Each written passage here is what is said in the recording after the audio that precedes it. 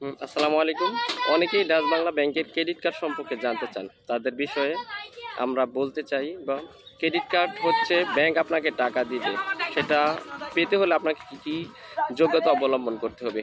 অবশ্যই যারা চাকরিজীবী বা 40,000 টাকার উপরে স্যালারি পান তারা কিন্তু খুব সহজেই ব্যাংক থেকে আপনার স্যালারি অনুযায়ী কিন্তু আপনি ক্রেডিট কার্ড ইউজ করতে পারেন। এবং ক্রেডিট কার্ডের ফ্যাসিলিটি হচ্ছে ব্যাপক, এবং এই ফ্যাসিলিটিগুলো আপনি কিন্তু সহজেই ইউজ করতে পারেন। সেজন্য আপনাকে অবশ্যই ক্রেডিট কার্ডের জন্য আবেদন করতে হবে। এবং ক্রেডিট কার্ডের যে আপনার স্যালারি অনুযায়ী কিন্তু ব্যাংক একটা লিমিট নির্ধারণ করে থাকে।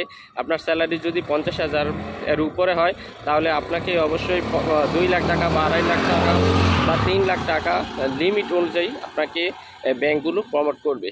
এবং সেই লিমিট অনুযায়ী আপনি ব্যাংক থেকে টাকা নিলেন এবং সেই টাকাগুলো আপনি নিজের ইচ্ছায় বা যখন খুশি তখন খরচ করতে পারেন। এমন খরচ অনুযায়ী আপনি যদি বুঝে শুনে খরচ করতে পারেন তাহলে কিন্তু ব্যাংক অ্যাকাউন্ট থেকে আপনার যে বাৎসরিক চার্জ কার্ডের, সেই কার্ডের চার্জটাও কিন্তু ফ্রি ইউজ করতে পারবেন। সেই জন্য আপনাকে ই কমার্স এবং পজ মেশিনে যদি ডাচ বাংলা ব্যাংক থেকে যদি আপনি ক্রেডিট কার্ড নিতে চান বা নেন, তাহলে যদি আপনি ই কমার্স সাইডে এবং পজ মেশিনে প্রতি বছর 50,000 টাকা যদি লেনদেন করেন তাহলে কিন্তু আপনি বাৎসরিক চার্জটা ফ্রি পাচ্ছেন। এমন প্রথম বছর কিন্তু ব্যাংকেই আপনাকে প্রথম বছর বাৎসরিক চার্জ ফ্রি। এমন আপনার এই কার্ডের সাথে আরেকটা সুযোগ সুবিধা দিচ্ছে, সাপ্লিমেন্টারি কার্ড দেওয়া হয়।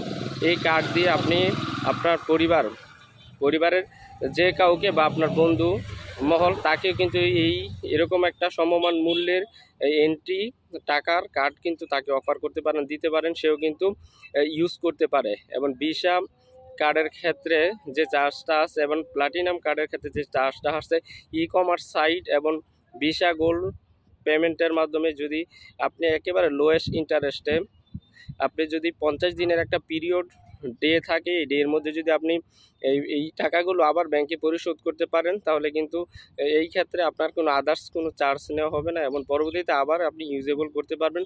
এবং 50 ডের মধ্যে যদি আপনি এটা জমা না দিতে পারেন তাহলে কিন্তু আপনার 1.50 করে ইন্টারেস্ট আসবে এবং ইয়ারলি ইন্টারেস্ট হবে 18%। তো এই ক্ষেত্রে যারা ক্রেডিট কার্ড ইউজ করতে চান, অনেক বিষয় বস্তু রয়েছে। এবং ক্রেডিট কার্ডের হচ্ছে মাল্টি কারেন্সি। আপনি বাইরের যে কোনো এটিএম বুথ থেকে যদি আপনি ডলার এন্ডোজ করে যান তাহলে কিন্তু আপনি খুব সহজেই পাসপোর্টে ডলার এন্ডোজ করে বাইরের দেশেও আপনি ক্রেডিট কার্ড ইউজ করতে পারবেন। এবং বাংলাদেশের এটিএম বুথ থেকে পজ মেশিনে, ই কমার্স সাইডে এবং হাসপাতালে এবং বাস জার্নি সহ বিভিন্ন বর্তমান প্রযুক্তি নির্ভর, সেই প্রযুক্তি অনুযায়ী আপনি কিন্তু ক্রেডিট কার্ডটা ইউজ করতে পারেন। তো ক্রেডিট কার্ড বিষয়ে যাদের মতামত প্রশ্ন থাকে আমাকে করতে পারেন। অবশ্যই আপনাদের প্রশ্ন এবং মতামতের উত্তর দেব। ধন্যবাদ।